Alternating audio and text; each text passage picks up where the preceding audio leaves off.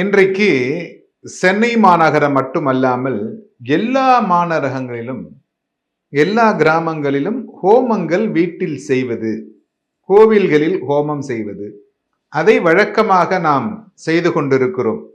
நம்முடைய இல்லங்களில் சிவாச்சாரியார்களை வைத்து ஹோமம் செய்வது, ஆகம முறைப்படி ஹோமம் செய்வது. இதில் காசுகளை போடலாமா? இதுதான் ஒரு நிறைய பேர் இதில் என்ன பண்ணுறாங்க, அந்த காசை போடுறது, அந்த காசை எடுத்து பீரோவில் வச்சுக்கிறது, வாசப்படியில் கட்டுறது, அதுக்கப்புறம் அதை சில பேர் குழி தோண்டி புதைச்சி கூட வைக்கிறதா சொல்கிறாங்க ஈசான மூலையில். இந்த பழக்கங்கள்லாம் எங்கிருந்து வந்தது? இது யாரால் உருவாக்கப்பட்டது?